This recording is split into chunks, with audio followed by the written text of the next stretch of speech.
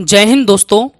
आज इस लेक्चर में हम कक्षा 12वीं के वार्षिक परीक्षा प्रश्न पत्र 2020 के अति लघु उत्तरीय प्रश्न अर्थात 2 अंकों के प्रश्नों को हम हल करेंगे। इस वीडियो को पूरा जरूर देखें और YouTube चैनल को सब्सक्राइब करें। यहाँ वार्षिक प्रश्न पत्र के अनुसार 6वां क्वेश्चन है, x तथा y ज्ञात कीजिए यदि x plus Y equals to आव्यूह 7 0 2 5 तथा x minus Y equals to 3 0 0 3। हमें 2 आव्यूह दिए हैं, x प्लस वाई की वैल्यू दी है और x माइनस वाई की वैल्यू दी है। तो हमें x और y की वैल्यू फाइंड करना है। तो सबसे पहले हम लिखते हैं, दिया है x धन y इक्वल्स टू 7 0 2 5 तथा x minus Y equals to 3 0 0 3। हम सबसे पहले x प्लस वाई को इक्वेशन 1 दे देते हैं, समीकरण 1 दे देते हैं और इसको समीकरण 2 दे देते हैं। अब हमें x और y की हमें x तथा y का मान ज्ञात करना है। इसलिए यदि हम यहाँ देखें x धन y x ऋण y, यदि हम इन दोनों समीकरण को जोड़ दें तो क्या होगा, एक धन का y और एक ऋण का y कैंसिल हो जाएगा, तो हमें x का मान ज्ञात हो जाएगा। तो हम क्या करते हैं, लिखते हैं समीकरण 1 व 2 को जोड़ने पर जोड़ते हैं। यदि हम इन दोनों समीकरण को जोड़ेंगे तो यहाँ y कैंसिल हो जाएगा, क्या हो जाएगा x, तो क्या हो जाएगा x x 2x हो जाएगा। यहाँ पर जब आप आव्यूह जुड़ेंगे 7 0 2 5 धन 3 0 0 3, तो यहाँ से जब आव्यूह जोड़ते हैं तो क्या होता है, पहला एलिमेंट पहले एलिमेंट से दूसरा दूसरा और यहाँ पर भी पहला और दूसरा आपस में जुड़ जाते हैं। तो 7 और 3 क्या हो जाएगा 10 हो जाएगा। यहाँ 0 यहाँ 0 यहाँ 0 आ जाएगा। यहाँ पर 2 है यहाँ पर 0 है तो 2 आ जाएगा। यहाँ पे 5 है यहाँ पे 3 है तो 5 और 3 8 हो जाएगा। यहाँ हम देखते हैं हमें 2x बराबर क्या मिल गया इस आव्यूह में। यदि हमें x का मान निकालना तो x बराबर क्या हो जाएगा 1/2 10 2 0 8। तो यदि हम इस आव्यूह में 2 से भाग दे दें तो क्या हो जाएगा, सभी जितने भी एलिमेंट आव्यूह को उसमें क्या हो जाएगा 2 से भाग चला जाएगा। तो 10 में 2 का भाग चला जाएगा, 5 2 में 1 0 और यहाँ पे आ जाएगा 4। तो इस तरीके से हमें x का मान ज्ञात हो जाता है। इसी प्रकार अभी हमने क्या किया था, समीकरण 1 और 2 को क्या किया था, जोड़ा था, तो y कैंसिल हो गया था। अब यदि हम समीकरण में से क्या करें, 1 और 2 को घटा दें, घटाने से क्या हो जाएगा, x जो है ऋण का हो जाएगा और ऋण ऋण क्या हो जाएगा धन हो जाएगा, तो क्या हो जाएगा 2y हो जाएगा। तो हम लिखेंगे समीकरण 1 व 2 को घटाने पर, घटाते हैं हम इन समीकरण को। जब हम समीकरण को घटाते हैं तो हमें क्या मिलता है, यहां से 2y क्या हो जाएगा, यहाँ पे 7 0 2 5 माइनस 3 0 0 3। तो यहाँ से हम जब घटेंगे तो क्या हो जाएगा, 7 में से 3 घट जाएगा तो कितना बचेगा 4 बचेगा। यहाँ पे 0 में से 0 0 हो जाएगा, यहाँ 2 में से 0 2 बचेगा, यहाँ 5 में से 3 2 बचेगा। तो यहाँ से 2y बराबर क्या मिल गया। अब हम y की वैल्यू निकालते हैं तो 1/2 हो जाएगा और 4 0 2 2। तो इस तरीके से हम 2 से भाग चला जाएगा तो क्या हो जाएगा 2 दूनी 4 0 2 एकम 2 2 एकम 2। तो इस तरीके से हमें अतः हम कह सकते हैं, अतः x बराबर 5 0 1 4 तथा y बराबर 2 0 1 1। हमें x और y की मान ज्ञात हो जाते हैं।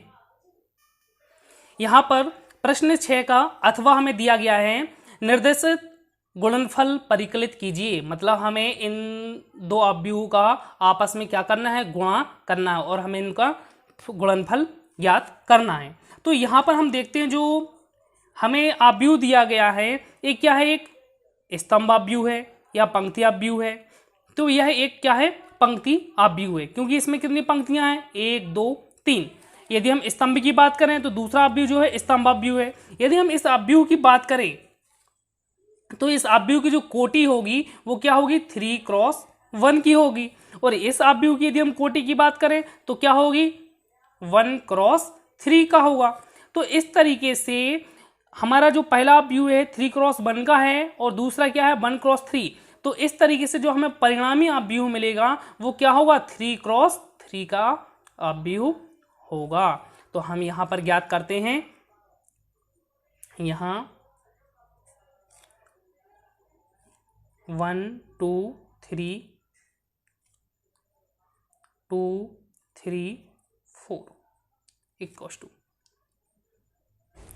इस 1 का मल्टीप्लिकेशन इस 2 से होगा तो 1 इंटू 2, इस 1 का इस दूसरे स्तंभ से होगा तो 1 इंटू 3, इसी तरीके से 1 का 4 से होगा तो 1 इंटू 4। अब इस 2 का होगा इससे तो 2 इंटू 2, यहाँ पे क्या हो जाएगा 2 इंटू 3, यहाँ पे हो जाएगा 2 इंटू 4। इसी तरीके से 3 इंटू 2, 3 इंटू 3, 3 इंटू 4।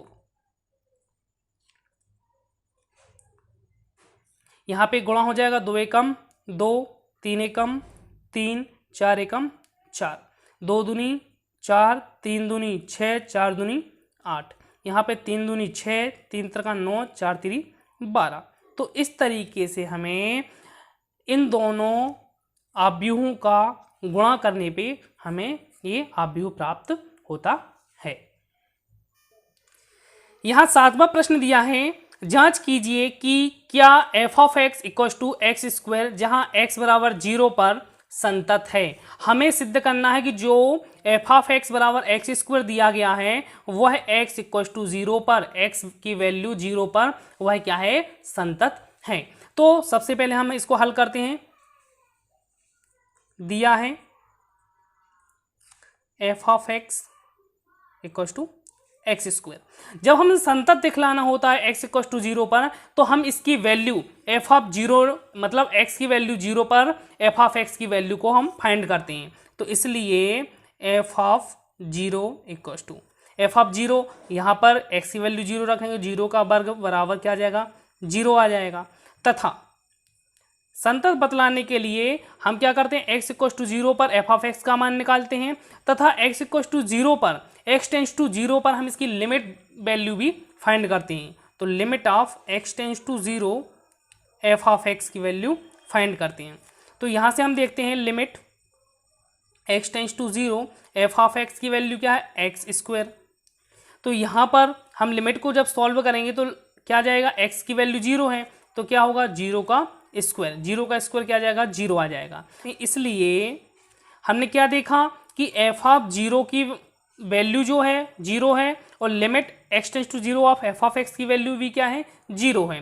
तो हम कह सकते हैं इसलिए f of 0 equal to limit of x tends to 0 of f of x equal to 0। जब f ऑफ 0 जिस बिंदु पर हमें x इक्वल टू 0 पर निकालना था तो उसकी f ऑफ 0 वैल्यू निकाल ली और लिमिट निकालने पर ये दोनों आपस में बराबर होती हैं, तब वह दिया गया फलन दिए गए बिंदु पर संतत होता है। तो इसलिए हम कह सकते हैं कि जो दिया गया फलन है वह x इक्वल टू 0 पर संतत है। अतः फलन f of x equal to 0 पर संतत है। क्वेश्चन नंबर 7 का अथवा हमें दिया गया है, यदि x minus y equal to pi तो dy अपॉन डी एक्स का मान ज्ञात कीजिए।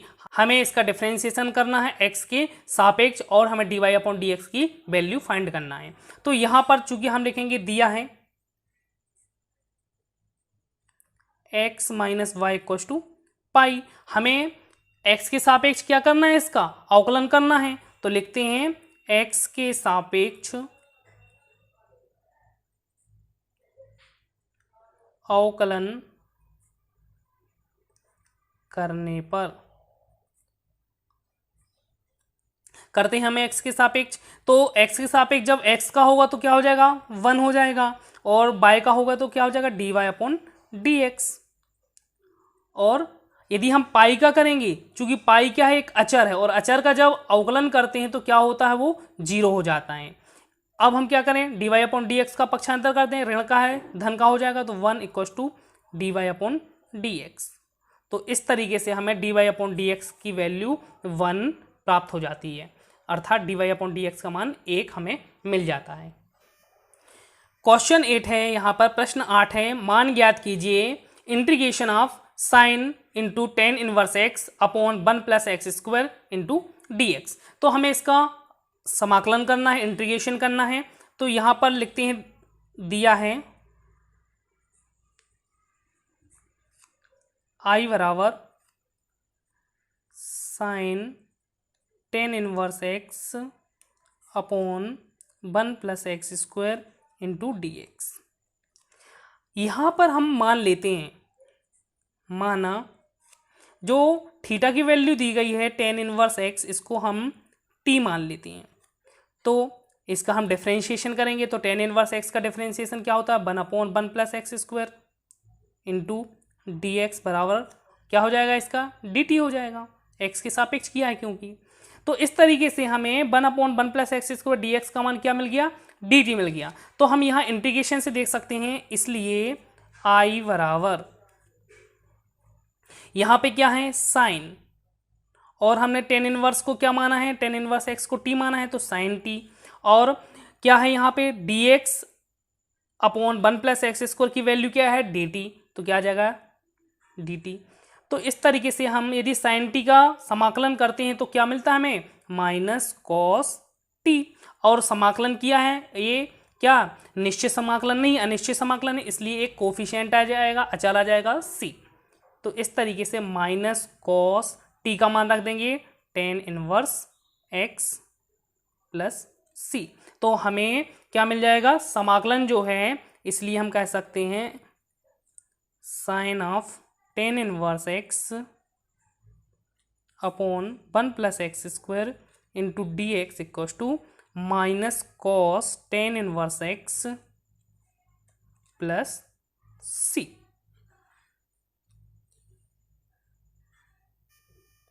प्रश्न 8 का अथवा है, मान ज्ञात कीजिए समाकलन integration 1 - x into √x into dx। तो हमें इसका समाकलन करना है, तो यहाँ लिखते हैं, यहाँ integration 1 - x into √x dx। ये जो रूट है इसको हम घात के रूप में लिख लें, integration 1 - x into x⁻1/2 into dx। Root की वैल्यू क्या होती है, 1/2 होती है। यहाँ से हम x के ऊपर 1/2 का इस कोष्टक में गुणा कर देते हैं, तो क्या हो जाएगा, 1 से होगा तो x के ऊपर 1/2 की पावर आ जाएगी, माइनस जब x का गुणा x के ऊपर 1/2 की पावर से होगा तो क्या हो जाएगा, x के ऊपर क्या जाएगा, 3/2 की पावर आ जाएगी इंटू dx। यहां से हम क्या कर दें, इसका समाकलन करना है, तो x के ऊपर 1/2 की पावर, चूंकि हम जानते हैं कि यदि इंटीग्रेशन x के ऊपर n है तो क्या होता है, x के ऊपर n+1 अपॉन n+1 हो जाता है। तो यहाँ पे क्या हो जाएगा, 1/2 में 1 प्लस होगा तो 3/2 हो जाएगा, तो x⁻3/2 अपॉन 3/2 माइनस यहाँ 3/2 है तो क्या हो जाएगा, 5/2 हो जाएगा, 5/2 अपॉन 5/2। और यहाँ इंटीग्रेशन अनिश्चित वाला है, इसलिए कोफिशिएंट आ जाएगा c। तो इस तरीके से हम इसको चेंज कर दें, तो 2/3 x⁻3/2 minus 2/5 x⁵/2 plus c, हमें इसका सॉल्यूशन प्राप्त हो जाता है। 9वां प्रश्न है, दो सदिशों a वेक्टर और b वेक्टर के परिमाण क्रमशः 1 और 2 हैं तथा a vector dot b vector = 1, तो इन सदिशों के बीच का कोण ज्ञात कीजिए। हमें इन सदिशों के बीच का कोण ज्ञात करना है, तो हम सबसे पहले लिखते हैं दिया है हमें क्या दिया, ए वेक्टर और बी वेक्टर के परिमाण दिए हैं, अर्थात ए वेक्टर का मान इक्वल टू 1, बी वेक्टर का मान इक्वल टू 2 तथा a vector dot B vector equal to 1 हमें दिया गया है। हमें इन सदिशों के बीच का कोण ज्ञात करना है, तो लिखेंगे चूंकि हम जानते हैं कि A vector dot B vector equal to mod of A vector dot mod of B vector dot cos theta.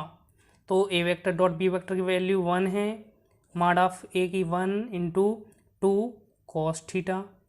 तो यहाँ से 1 इक्वल टू 2 कॉस थीटा, इसलिए कॉस थीटा इक्वल टू क्या हो जाएगा, 2 का पक्षांतर हो जाएगा, तो 1/2। और हमें पता है कि कॉस थीटा जो होता है, कॉस थीटा इक्वल टू है, तो कॉस थीटा में 1/2 वैल्यू जो होती है वो कॉस 60 की होती है, इसलिए कॉस से कॉस कैंसिल हो जाएंगे, अतः हम कह सकते हैं थीटा का मान कितना आ जाएगा, 60 डिग्री।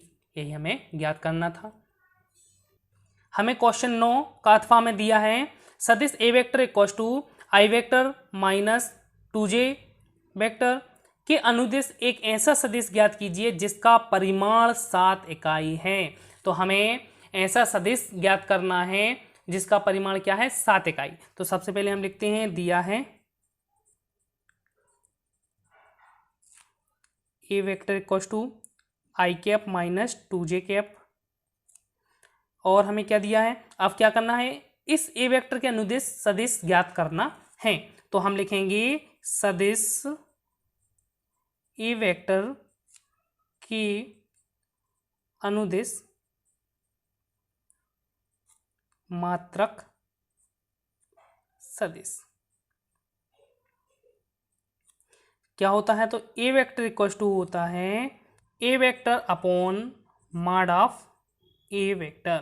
तो यहाँ पर हमें ए वेक्टर की वैल्यू क्या दी है, I cap minus 2j cap upon mod का मतलब होता है जो हमें इसके कोफिशिएंट हैं इसका हम मॉड निकालते हैं। तो आई के साथ क्या है, 1 है, तो 1 का स्क्वायर प्लस जे के साथ क्या, -2 का square, I cap minus 2j cap upon यहाँ से क्या आ जाएगा, 1 का स्क्वायर 1 हो जाएगा, 2 2 जा 4 हो जाएगा, 5 हो जाएगा, अर्थात √5। तो इस तरीके से यदि हम इसको लिखना चाहें तो क्या लिख देंगे, 1/√5 into I cap minus 2/√5 into J cap. तो इस तरीके से हमें ए वेक्टर प्राप्त हो जाता है, ए वेक्टर के अनुदिश मात्रक सदिश हमें जो प्राप्त होता है वो हमें प्राप्त हो जाता है। अब हमें ए वेक्टर के अनुदिश और 7 परिमाण वाला क्या चाहिए है, जिसका परिमाण कितना होना चाहिए, 7 इकाई होना चाहिए। तो हम ऐसे एक सदिश को ज्ञात करते हैं। अब ए वेक्टर की अनुदिश और 7 परिमाण वाला सदिश 7 A vector equal to 7, A vector की वैल्यू क्या है, 1/√5 into I cap minus 2/√5 J cap, यहाँ मल्टीपल हो जाएगा तो 7/√5 इंटू आई माइनस 7 2 14, 14/5 जी के। तो इस तरीके से हमें ये सदिश प्राप्त होता है जो जिसका परिमाण 7 परिमाण वाला हमें सदिश प्राप्त होता है जो ए वेक्टर की अनुदिश है। 10वां क्वेश्चन है एक्स वाई और जेड अक्षों की दिक कोसाइन ज्ञात कीजिए। हमें क्या करना है, एक्स वाई जेड अक्षों की दिक कोसाइन ज्ञात करना है। तो दिक कोसाइन ज्ञात करने के लिए हम इसका एक ग्राफ के द्वारा समझते हैं। ये एक्स अक्ष होता है, ये वाई और ये जेड होता है। तो हम यहाँ लिखते हैं कि चूंकि एक्स अक्ष क्रमशः, इसमें क्या किया गया है कि एक्स वाई जेड अक्षों की, तो एक्स वाई जेड अक्षों की दिक् कोसाइन ज्ञात करना है, और तो एक्स अक्ष की दिक् कोसाइन ज्ञात कर लेते हैं सबसे पहले हम एक्स अक्ष की। तो एक्स अक्ष की दिक् कोसाइन के लिए हमें क्या चाहिए पड़ेगा, एंगल चाहिए पड़ेंगे, थीटा की वैल्यू चाहिए पड़ेगी। तो हम देखते हैं कि एक्स अक्ष के साथ क्या कोण बनाता है, वाई अक्ष के साथ और जेड अक्ष के साथ। तो हम देखते हैं कि जो एक्स अक्ष है क्रमशः एक्स वाई और जेड अक्षों के, जेड अक्षों के साथ, अब देखते हैं जो एक्स अक्ष है इसी एक्स अक्ष के साथ क्या कोण बनाएगा, उसी पर है तो जीरो कोण होगा, तो यहाँ पे क्या आ जाएगा 0 डिग्री। अब यदि हम एक्स अक्ष की बात करें, वाई अक्ष के साथ क्या कोण बनाएगा, 90 बनाएगा, 90 डिग्री। इसी प्रकार जेड अक्ष क्या होता है, परपेंडिकुलर होता है, तो एक्स अक्ष के साथ क्या हो जाएगा 90 डिग्री कोण बनाता है। इसलिए एक्स अक्ष की दिक् कोसाइन, तो हम क्या कर लेते हैं, एक्स अक्ष की दिक् कोसाइन ज्ञात कर लेते हैं। तो क्या हो जाएगा cos 0 degree, cos 90 degree, cos 90 degree. तो यहाँ से कॉस 0 क्या होता है 1 होता है, कॉस 90 क्या होता है, कॉस 90 0 होता है, और यहाँ से कॉस 90 0 होता है। तो इस तरीके से हमें एक्स अक्ष की दिक् कोसाइन क्या मिल गई 1 0 0। तो हम लिख सकते हैं कि एक्स अक्ष की दिक् कोसाइन 1 0 0 है। इसी प्रकार हम क्या कर सकते हैं, वाई और जेड अक्षों की दिक् कोसाइन ज्ञात कर सकते हैं। वाई अक्ष और जेड अक्ष की दिक् कोसाइन क्रमशः,